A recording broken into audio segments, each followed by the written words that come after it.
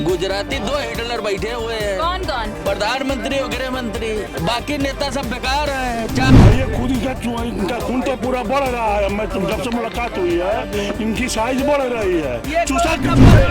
भाजपा ऐसी पार्टी है कि कौन कब क्या बन जाएगा ये देख लीजिए, पूरा जनता देख रही है। पूरा ये उत्तर प्रदेश के मुख्यमंत्री बनाए जा रहे हैं। हो सकता है। बताइए, आपको मुख्यमंत्री बोल रहे हैं कि आप उत्तर प्रदेश के मुख्यमंत्री? इनके मुंह में सरस्वती का बात।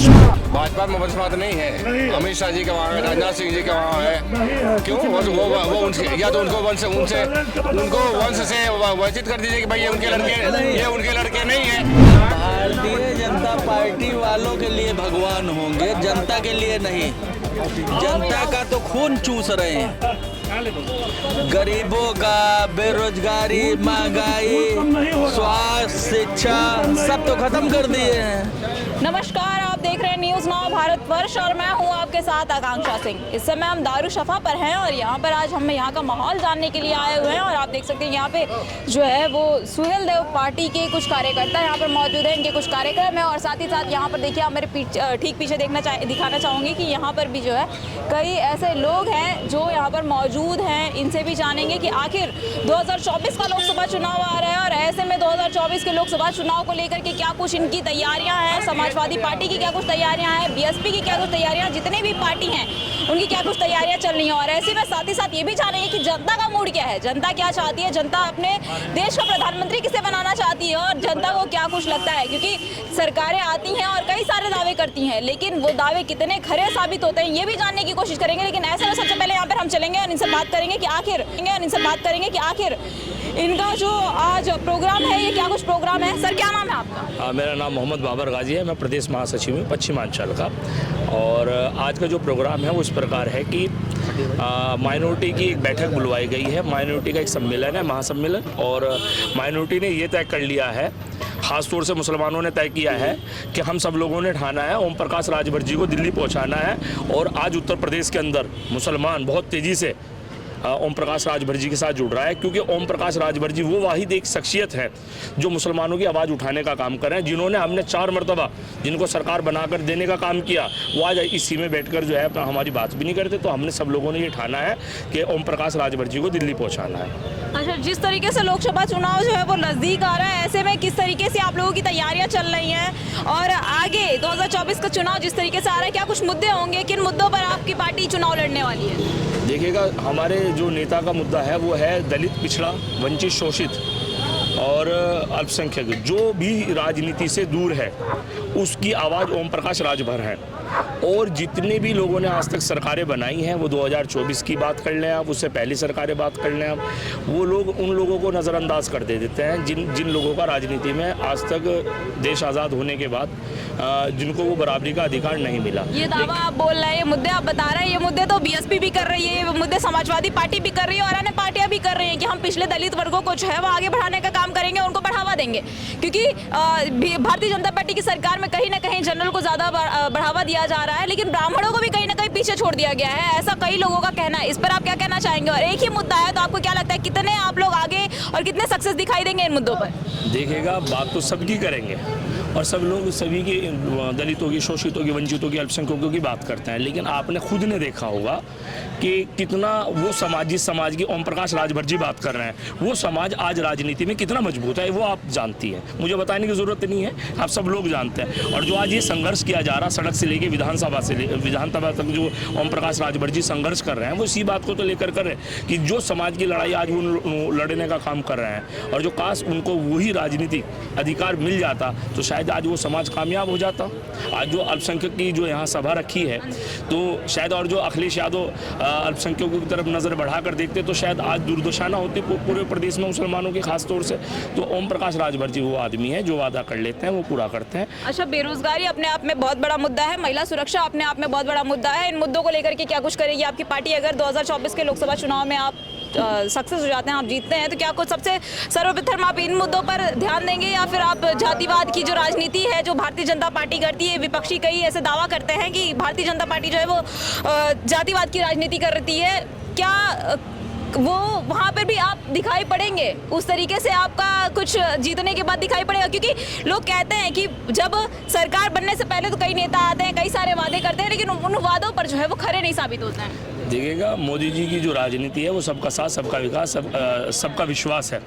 मोदी जी ने कोई फर्क नहीं किया। आप आवास विकास योजना के बारे में और जो बात करते हैं तो आप बगैर भेदभाव के, मोदी जी ने जो है ना वो आवास योजना में बराबर को अधिकार देने का काम किया। लेकिन समाजवादी पार्टी और कई ऐसी विपक्षी पार्टियां वो तो कह रही हैं कि सबका विकास, सबका साथ, सबका विकास जो नारा है वो कहीं ना कहीं फ्लॉप होता दिखाई पड़ रहा है। देखिएगा मैडम, मैं आपको बताऊं, जो काम वो खुद ही नहीं कर पाए और 70 साल में जो कांग्रेस ने नहीं कर पाया, वो मोदी जी ने आके इन 9 साल के अंदर वो काम पूरा कर दिया। अब पेट में दर्द इस बात का है कि मोदी जी ने सबका साथ, सबका विकास का जो नारा लगाया है वो ये क्यों नहीं लगा पाए? आप सरकार में थे ना, तो आपको लगाना चाहिए था, क्योंकि सबका साथ, सबका विकास की तो बात ही नहीं हो पाने की। क्यों नहीं हो पानी? ना तो वो समाजवादी पार्टी कर पाएगी, ना वो कांग्रेस पार्टी कर पाएगी, ना बहुजन समाज पार्टी कर पाएगी। कारण उसका ये है कि उनका अपना एक बेस है। वो जब जातियों में बांटेंगे, धर्मों में बांटेंगे, तब जाकर वो राजनीति करेंगे। लेकिन ओम प्रकाश राजभर जी वो शख्सियत हैं जो सबको जोड़ने का काम करते हैं और सबको साथ लेने का काम करते हैं। 2024 में तीसरी मर्तबा प्रधानमंत्री नरेंद्र मोदी जी बनेंगे और ओम प्रकाश राजभर जी एनडीए को मजबूत कर रहे हैं, आप खुद देखेंगे। और ये जो आज का महासम्मेलन हो रहा है बहुत कामयाब होगा। आप हम सब लोग सहारनपुर से इकट्ठा हुए, पूरे प्रदेश के जो मुसलमान हैं वो इकट्ठा होने का काम किया है। अच्छा, हाल ही में अभी जो है वो ओपी राजभर जी अभी मैनपुरी गए हुए थे, वहाँ पे उन्होंने एक बयान दिया जिस पर पलटवार जो किया है अखिलेश यादव ने किया है। उन्होंने कई ऐसी बातें कही हैं जो हम नहीं कह सकते हैं, लेकिन उस पर आप क्या कुछ कहना चाहेंगे? देखिएगा, अखिलेश यादव जी की सबसे बड़ी समस्या ये है कि माननीय मुलायम सिंह यादव जी जो थे वो सड़क के नेता थे। उन्हें पता था जनता की नफ्स क्या है। जैसे कि आज हम ओम प्रकाश राजभर जी को देखते हैं तो हमारे नेता सड़क के नेता हैं, ठीक है, उन्हें पता है जनता की आवाज़ क्या है। लेकिन अखिलेश यादव जी की बात मैं क्या करूँ, 12 मुख्यमंत्री रह चुके, लेकिन उनको ये नहीं पता कि इस 25 करोड़ लोगों की जो आवाज़ है, जो उठाने का वो काम कर सकते थे, उनको आज तक पता ही नहीं। वो बैक साइड से जाके भारतीय जनता पार्टी को सपोर्ट कर देते हैं। आपने देखा मध्य प्रदेश में उन्होंने सपोर्ट किया, तो वो कैसे इस बात को कह रहे हैं कि ओम प्रकाश राजभर जी जो है क्या नाम है हक और जायज़ बात नहीं करते। ओम प्रकाश राजभर जी वो शख्सियत हैं जो हक और जायज़ बात करते हैं। अच्छा, संसद में अभी जिस तरीके से 2 दिन पहले बवाल हुआ, उस पर आप क्या कुछ कहना चाहेंगे? क्योंकि लोग उन्हें आतंकवादी बता रहे हैं, कुछ लोग ऐसा कह रहे हैं, लेकिन जो छात्र पकड़े गए हैं उनका कहना है कि हम बेरोजगारी और महंगाई के मुद्दे को लेकर के यहाँ पर उतरे हुए थे। आप इस पर क्या कहेंगे? इस पर कुछ नहीं, अब उन लोग का जो व्यक्तिगत रुझान रहा हो, वो लोग गए संसद में, क्या जो भी, लेकिन ये जो भी हुआ है ये अच्छा नहीं हुआ। अच्छा, विपक्षी तो कह रहे हैं कि ये कहीं ना कहीं भारतीय जनता पार्टी के सांसद ने ही जो है वो उन्हें पास मुहैया करवाया था और वो उस पास को लेकर के वहाँ पे संसद में गए हुए थे, और कहीं ना कहीं ये भारतीय जनता पार्टी की राजनीति है। विपक्षियों के पास कोई मुद्दा नहीं है तो किसी मुद्दे को एनडीए को कह सकते हैं या पक्ष को कह सकते हैं, उनके पास कोई मुद्दा नहीं। महिला हैं आप, महिला सुरक्षा को लेकर क्या कुछ कहना चाहेंगी? 2024 का लोकसभा चुनाव आ रहा है, किस तरीके से आप अपने आप को सेफ महसूस करती हैं या नहीं? जी जी, मैं बिल्कुल सेफ महसूस करती हूँ। हमारे सहारनपुर ज़िले में बहुत जो महिलाएं हैं काफ़ी सेफ हैं। मैं इसीलिए मुस्लिम महिला होकर भी मैं इसमें पार्टी में जुड़ी हूँ, शुरू से मैं इसी उसमें हूँ और काफ़ी सेफ महसूस करती हूँ। जनता का मूड क्या है, जनता किस तरफ जाएगी इस बार? तो यहाँ देखिए कुछ लोग हैं, पहले तो हम दुकान से शुरू करेंगे। क्या नाम है अंकल आपका? नहीं बोलेंगे, आपका नाम क्या है? विनीत। 2024 का लोकसभा चुनाव आ रहा है, किन मुद्दों पर आप वोट देंगे? देखिए, हम तो बीजेपी को ही देंगे। बीजेपी को क्यों देंगे? कोई रीजन होगा? कोई रीजन नहीं है, बस कोई रीजन नहीं है, नहीं कोई रीजन, बस बीजेपी पसंद है तो बीजेपी को देंगे। देखिए और भी लोग हैं, हालांकि भाग रहे हैं, नहीं आना चाह रहे हैं, हम आपको परेशान नहीं करेंगे। क्या नाम है आपका? अजीत कुमार। कहाँ के रहने वाले? मऊ के रहने वाले। 2024 का लोकसभा चुनाव आ रहा है, किन मुद्दों पर वोट देंगे? मुद्दा क्या रहेगा? एक मुद्दा तो बेरोजगारी की है, और उस पर ध्यान दे रहा है कोई नहीं। कोई ध्यान नहीं दे रहा है? नहीं, सब लोग बोल रहे हैं मगर उस पर काम नहीं हो रहा है। बेरोजगार मुक्त कौन सी सरकार करेगी? क्योंकि दावे तो सब कर रहे हैं, भारतीय जनता पार्टी कह रही है कि हम जो है वो बेरोजगार मुक्त कर रहे हैं, हम रोजगार दे रहे हैं युवाओं को। बस कहने को सब कह रहे हैं, कोई दे नहीं रहा है, मैं उस पर ध्यान दे रहा। कहने को सब कह रहे हैं बेरोजगारी है बेरोजगारी है, लेकिन उस पर दिख नहीं रहा है, कहीं हकीकत जो ज़मीनी है स्तर पर कहीं दिख नहीं रहा है कि बेरोजगारी हट रही है। कौन कर सकता है? कोई तो होगा नेता आपके जानने में या फिर आपके नॉलेज में जो आपको पसंद होगा, आपको ऐसा उससे उम्मीद होगी कि नहीं अगर ये प्रधानमंत्री बनते हैं या फिर ये देश में अगर आते हैं तो कहीं ना कहीं हम युवाओं को जो है वो बेरोजगार मुक्त किया जाएगा। ऐसे हम कैसे बताएं, जो भी पिछले जो रही सरकार वो भी ऐसे करती रही, उसने कुछ तो युवाओं के लिए काम किया। नाम बताइए, कौन सी सरकार? जो पिछली सरकार जो कांग्रेस रही, कांग्रेस की सरकार। इसने आए युवाओं के लिए एकदम बेरोजगार कर दिया युवाओं को। जो भी रोजगार था उनके पास वो रोजगार छीनने के काम किए बीजेपी। रोजगार छीनने का काम किए भारतीय जनता पार्टी। देखिए, रोजगार छीनने का काम किया भारतीय जनता पार्टी। क्या नाम है अंकल आपका? क्या नाम है? मनोज सिंह। 2024 का लोकसभा चुनाव आ रहा है, किन मुद्दों पर वोट देंगे? 2000 चुनाव में किस मुद्दे पर वोट देंगे? अब जब मुद्दा आएगा सामने तो देखा जाएगा। मुद्दा आएगा सामने, अभी सोचा नहीं है? अभी सोचा नहीं है, हो गया ना। सोचा नहीं है आपने कि अभी किन मुद्दों पर वोट देंगे। चलिए उस साइड चलते हैं, वहाँ पे कुछ लोग हैं, उनसे बात करेंगे, उनसे जानने की कोशिश करेंगे कि आखिर 2024 का लोकसभा चुनाव जिस तरीके से नजदीक आता जा रहा है, ऐसे में आप वोट किसे देंगे? क्या नाम है सर आपका? मेरा नाम विपिन यादव। 2024 का लोकसभा चुनाव आ रहा है, किन मुद्दों पर वोट देंगे आप? मेरा मुद्दा बेरोजगारी, भ्रष्टाचार, शिक्षा, स्वास्थ्य, इसी सब चीज़ों पे रहेगा। तो आपको क्या लगता है कि किस सरकार में जो है वो हमारा उत्तर प्रदेश आगे बढ़ सकता है? किस सरकार में हमारे देश का आगे उद्धार हो सकता है? कौन सी सरकार ऐसी है जो बेरोजगार मुक्त करवा सकती है, भ्रष्टाचार कम करवा सकती है, अपराध का ग्राफ कम करवा सकती है? सभी सरकार अपने अपने स्तर पे कोशिश तो करती हैं। कोई भी सरकार आके ये नहीं चाहेगी उसका देश गर्त में जाए। तो अप्रोच सारे सरकार की होती है, कुछ अच्छे एफर्ट मारते हैं, कुछ उसी में ढीले रवैया अपनाते हैं भ्रष्टाचार के अगेंस्ट। भ्रष्टाचार तो विरोधी सारे अपने को बताते हैं, लेकिन कोई ऐसी पार्टी नहीं जिसमें भ्रष्टाचार वाले व्यक्ति ना हो, और उससे परहेज किसी पार्टी को नहीं है। अच्छा, हाल ही में अभी 2 दिन पहले संसद में जो बवाल हुआ उसके बारे में आपको पता है? जी पता है। क्या कहना चाहेंगे उसको कि किस तरीके से आप देखेंगे? क्योंकि उन्हें आतंकवादी का नाम दिया जा रहा है, उन छात्रों को आतंकवादी का नाम दिया जा रहा है, लेकिन विपक्षी जो है वो कह रही है कि कहीं ना कहीं भारतीय जनता पार्टी की ये राजनीति है। उसमें अपने को तथ्य में जाना होगा कि वो बच्चे किस उसमें आके वो कदम उठाया उन्होंने। ये तो आपराधिक कृत्य है ही, किसी भी दशा में संसद में इस टाइप का वो मंजूर नहीं है, लेकिन उसमें सरकार को जाना। आतंकवादी कहना ये कितना सही है? वो तो आप जांच करेंगी, जब उनके कुछ कनेक्शन मिलेंगे तब कहें तो ज़्यादा बेहतर है। जिम्मेदार पदों पे बैठे लोगों को ऐसा बयान नहीं देना चाहिए। जब आप क्या कहना चाहेंगे? 2024 का लोकसभा चुनाव नजदीक आ रहा है, आपको क्या लगता है उत्तर प्रदेश में और हमारे देश का प्रधानमंत्री किसे बनाना चाहिए? कौन हमारे देश का, उत्तर प्रदेश का उद्धार कर सकता है? मैं अजय सिंह, मेरा नाम अजय सिंह है, और जो मेरे भाई जो बात की हैं वो सही कहे हैं। इसी से लोग सारे लोग परेशान हैं, चाहे जो भी स्थितियां हैं उन्हीं पर।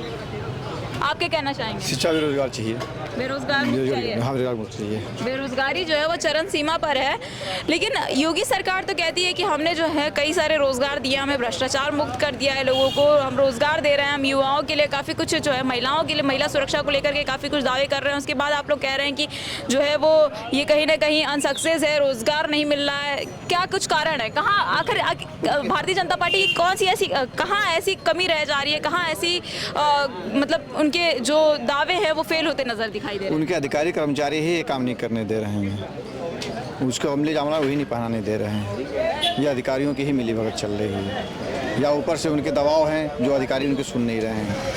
ऊपर से उनके कह रहे हैं कि भारतीय जनता पार्टी प्रचंड बहुमत के साथ आ रही है। भारतीय जनता पार्टी वालों के लिए भगवान होंगे, जनता के लिए नहीं। जनता का तो खून चूस रहे हैं, गरीबों का, बेरोजगारी, महंगाई, स्वास्थ्य, शिक्षा सब तो खत्म कर दिए हैं। अब जनता समझ रही, अपने नेता भी खून चूस रहे हैं भारतीय जनता पार्टी वाले। और क्या, 80% इनके नेता जो है, इनसे बाहर खाली 2 हिटलर बैठे हुए हैं गुजरात में।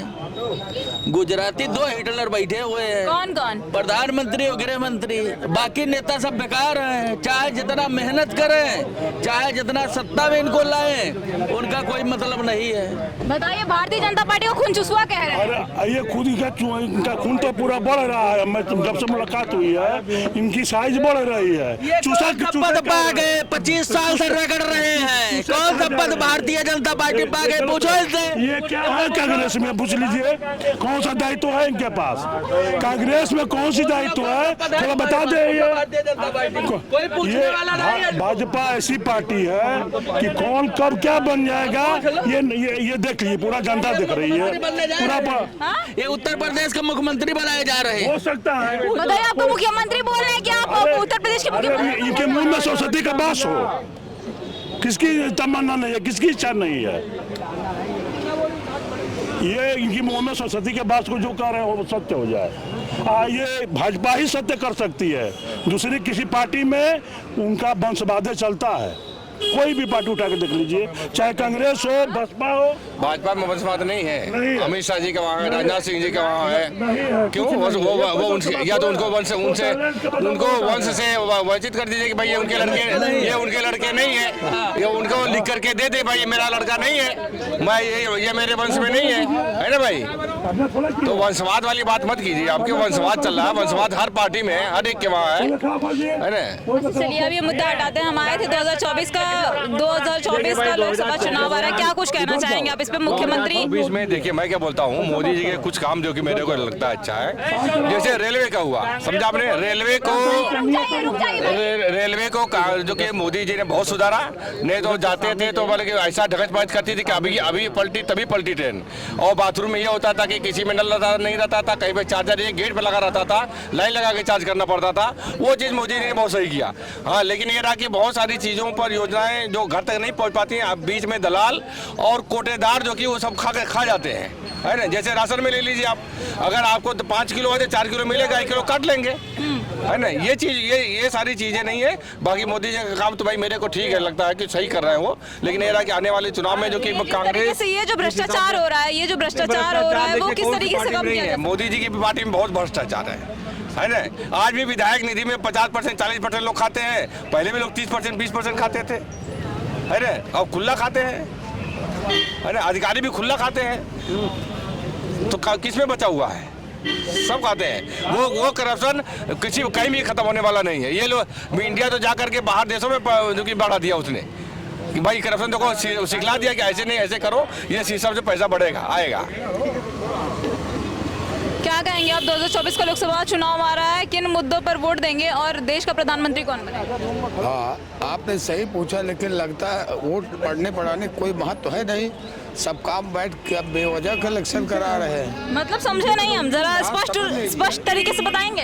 जब तक मशीन सुनिए मशीन शॉटिंग होती रहेगी तब तक ये लोकतंत्र खतरे में है। वोट देने का कोई महत्व नहीं है। ईवीएम से वोट नहीं पड़ना चाहिए, नहीं पड़ना चाहिए। और सुन लीजिए, अब वो 2 आदमी बैठ कर अपना वही इलेक्शन 400 पहले से बता रहे हैं गिनती।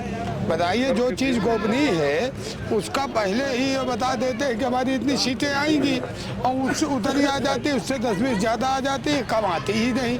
तो गुप्त मतदान को तो गुप्त कहते हैं ना। इनको पता कैसे कि हम 400 सीट लोकसभा में जीत जाएंगे, इसमें होना चाहिए।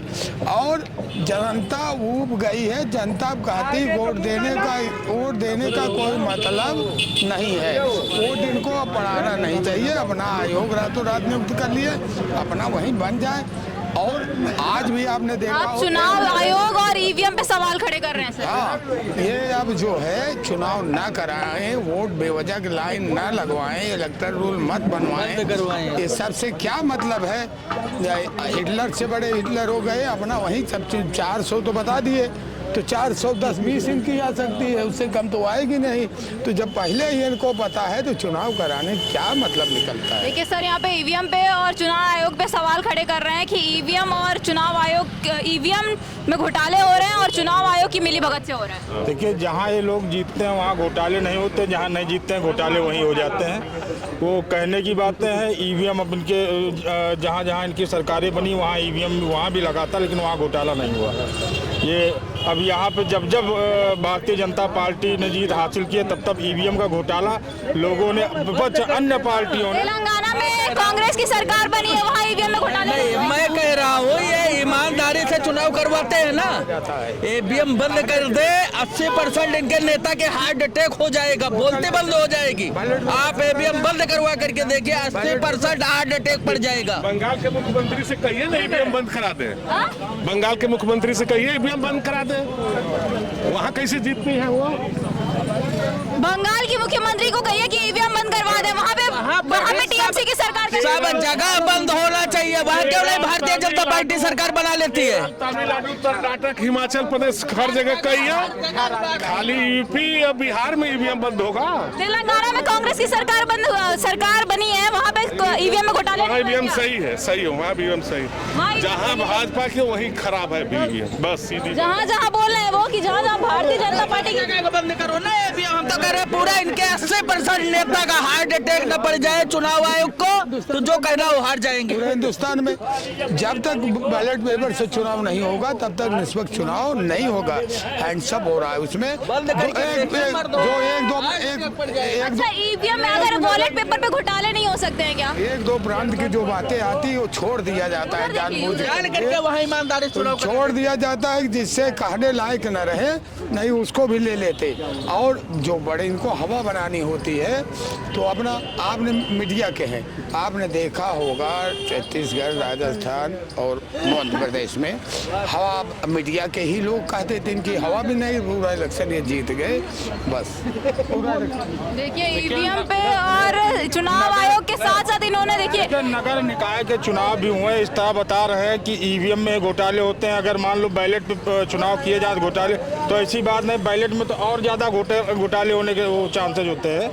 हमारे यहाँ भी कई जो है नगर निकाय के चुनाव हुए, उसमें जो है कुछ मामले कोर्ट में चल रहे हैं। वो मामला क्या था, केवल वहाँ एक व्यक्ति गया, वहाँ वोट डाल के बैलेट पेपर वहाँ से निकाल के लाया, उसी कागज़ में उसी आधार बैलेट पेपर उसने छपवा लिया और उसने अपने ही व्यक्तियों द्वारा वहाँ मुहर भी बनवा ली, मार मार के 50 वोट वहाँ डलवा दिए और उसका मामला यहाँ आज भी कोर्ट में चल रहा है। तो ऐसा हो नहीं कि जो है बैलेट पेपर में धोखाधड़ी नहीं होगी और ये केवल कहने की बात है। हम आपके पास आ रहे हैं, ये देखिए सर, क्या नाम है आपका? जी बलजिंदर सिंह। कहाँ के रहने वाले हैं?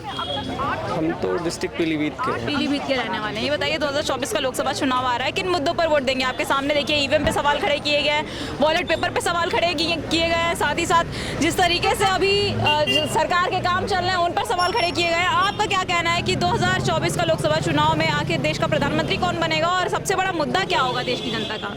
देखिए, एक तो महंगाई ये होना चाहिए। मुझे ये नहीं है कि बीजेपी आती है, सपा आती है, इससे नहीं कोई। महंगाई और जो बेरोजगार, आप जैसे बच्चे कितना कितना पढ़ने के बाद भी ऐसे घूम रहे हैं, पेपर हो रहे हैं, रिजल्ट नहीं आ रहे, इन चीज़ों को देखना बहुत ज़रूरी है। कैसे खत्म हो सकता है? आपका क्या मतलब, आपका क्या कहना है कि कौन सी सरकार ऐसी होगी जो देश को आगे बढ़ाने के लिए काम करेगी, देश का उद्धार करेगी? सारी एजेंसियां जो हैं वो पारदर्शिता आ जाए उसमें। आपका जो भी आप लोग हैं पत्रकारिता में, आप लोग बिल्कुल स्वतंत्रता से अगर सामने सबकी बातें, ये नहीं है कि खाली विपक्ष हो पक्ष हो, सभी लोगों की बातें आप एक सही तरीके से बताएंगे तो ही हम लोगों को पता चलेगा, क्योंकि हम लोग देखते वही हैं जो आप दिखाते हैं और जो आप दिखाते हो ज़रूरी नहीं वो सही होता। तो मेरा ये कहना, थोड़ा ज़मीन पे आके इस चीज़ को भी आप लोग देखिए और सब दिखाएं, और बाकी सभी एक ही हैं। ऐसा नहीं है कोई दूसरा आ गया तो कोई बहुत कुछ कर देगा, लेकिन महंगाई फ़िलहाल बहुत है और बेरोज़गारी बहुत है। इस सरकार में महंगाई जो है वो चरम सीमा पर है। तो देखा आपने, इस समय हमारी मौजूदगी लखनऊ के दारुशफ़ा पर थी और ऐसे में जो यहाँ पर कुछ कई ऐसे कार्यकर्ता थे, भारतीय जनता पार्टी के थे, कांग्रेस के थे और कई अन्य पार्टियों के थे, जिन्होंने बताया कि किस तरीके से जो है 2024 के लोकसभा चुनाव की तैयारियां हो रही हैं। लेकिन इसके साथ साथ हमारे साथ यहाँ पे आम जनता भी मौजूद थी, जिन्होंने बताया कि आखिर 2024 का आने वाला लोकसभा चुनाव किस तरीके से होने वाला है और किन किन चीज़ों पर रोक लगानी चाहिए, किन चीज़ों को आगे बढ़ावा देना चाहिए और साथ ही साथ क्या कुछ मुद्दे होंगे। ऐसी ही देश दुनिया की तमाम खबरें आप तक लाते रहेंगे। तब तक के लिए बने रहिए न्यूज़ नाउ भारतवर्ष के साथ।